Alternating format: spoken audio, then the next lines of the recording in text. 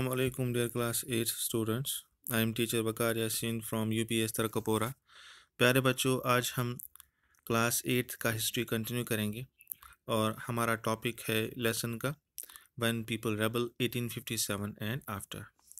प्यारे बच्चों, हमने कल पढ़ा था कि कंपनी ने कैसे फाइट बैक किया और कैसे रिगेन किया कंट्रोल इंडिया में।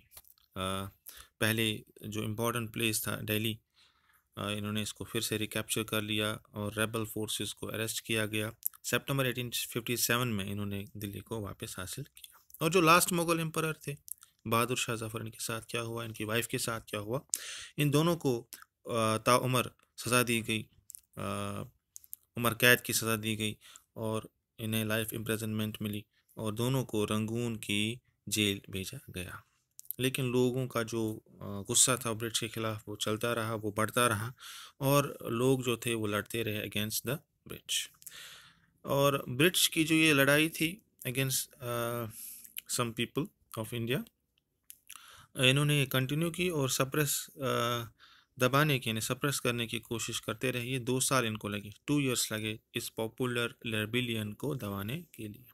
आज हम पढ़ेंगे प्यारे बच्चों आगे, इससे आगे, और देखेंगे आफ्टर मैथ, यानी कि इस 1857 की जंग का, रिवोल्ट का क्या असर पड़ा इंडिया पर और इससे क्या चेंज आई। कुछ इम्पोर्टेंट चेंज आई इस रिवोल्ट के बाद, 1857 के रिवोल्ट के बाद, और इससे ब्रिटिश को कुछ नए कानून लाने पड़े, ब्रिटिश को कुछ नया कुछ करना पड़ा रिगेन करने के लिए कंट्रोल इंडिया का। और बाय द एंड ऑफ 1859 बहुत सारी चेंज ब्रिटिश गवर्नमेंट ने यहाँ पर इंडिया में लाई। सबसे पहले ब्रिटिश पार्लियामेंट ने एक नया एक्ट पास किया और ये एक्ट का नाम जो था वो था एक्ट ऑफ 1858। और इससे क्या हुआ, इससे ट्रांसफ़र किया गया पावर ईस्ट इंडिया कंपनी का, जो इंडिया पे ईस्ट इंडिया कंपनी का पावर था, कंट्रोल था, उसे ट्रांसफ़र किया गया ब्रिटिश क्राउन को। यानी जो क्वीन है उस वक्त की, इंग्लैंड की जो क्वीन थी, वो यहाँ की जो है इंचार्ज बन गई।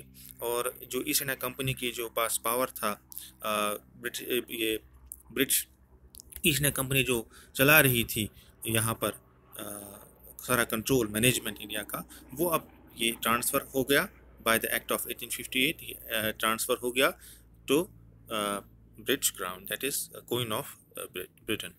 तो इससे क्या हो मकसद था इनका, इनसे मकसद प्यारे बच्चों यही था कि जो यहाँ का मैनेजमेंट है वो ज़्यादा से ज़्यादा रिस्पॉन्सिबल बन सके और इंडिया के जो अफेयर्स हैं वो ज़्यादा से ज़्यादा अच्छी तरह से ये चलाए जा सकें, स्मूथली चलाए जा सकें यहाँ के अफेयर्स।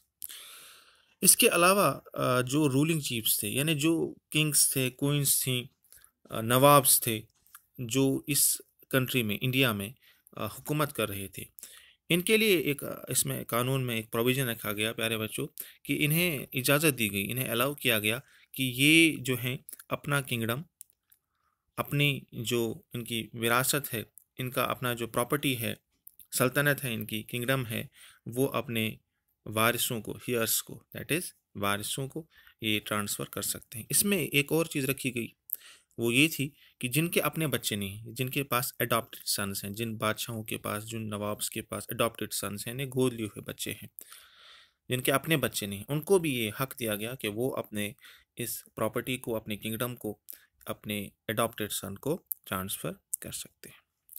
अब हम लास्ट पे आते हैं कि इस रिवोल्ट के दौरान कुछ रिवोल्ट के जो मराकज़ थे, सेंटर्स थे, वो कौन से थे और वहाँ पर कौन कौन लीड कर रहे थे, लीडर्स कौन थे उन जगहों के। Important centres and the leaders of the revolt. तो ये हमारा लास्ट टॉपिक है इस लेसन का।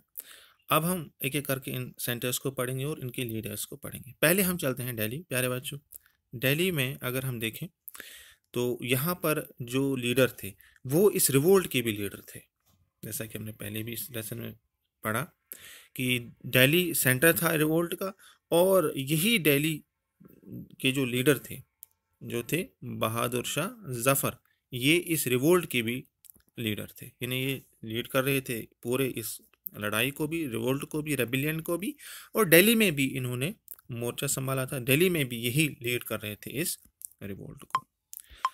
नेक्स्ट प्लेस है कानपुर। यहाँ पर नाना साहब ये लीड कर रहे थे। इन्होंने जो है सारा मैनेजमेंट संभाल रखा था रेबिलियन का, रिवोल्ट का। और ये यहाँ पर कानपुर में नाना साहब जो है ये रिवोल्ट के लीडर थे। अब हम चलते हैं एक और जगह पे, लखनऊ। ये है लखनऊ। यहाँ पर बेगम हजरत महल और बिरजेश कदर जो इनके बेटे थे, इन दोनों माँ बेटों ने यहाँ पर जो है मोर्चा संभाला था। यहाँ पर ये लीड कर रहे थे रिवोल्ट को। इसके बाद हम चलते हैं प्यारे बच्चों इलाहाबाद। इलाहाबाद में लियाकत अली मौजूद थे, ये लीड कर रहे थे रिवोल्ट को। और ये जगह थी इलाहाबाद, यानी यूपी में ही ये जगह है इलाहाबाद। ठीक है। नेक्स्ट जो जगह है दैट इज झांसी, जो मध्य प्रदेश में एक जगह है। रानी लक्ष्मीबाई, बहुत ही मशहूर नाम, यहाँ पर ये लीड कर रही थी रिवोल्ट को। और ये एक और सेंटर था रिवोल्ट का, झांसी। नेक्स्ट जो प्लेस है दैट इज बिहार। बिहार है, यहाँ पर कुंवर सिंह थे मौजूद, ये लीडर थे रिवोल्ट के बिहार में। और इसके बाद हम चलते हैं प्यारे बच्चों बरेली, यूपी में ही एक और जगह। यहाँ पर बखत खान मौजूद थे, ये लीड कर रहे थे, लीडर थे रिवोल्ट के। और ये जगह थी बरेली। नेक्स्ट जगह थी फैज़ाबाद। फैज़ाबाद में जो लीडर थे अहमदुल्ला शाह।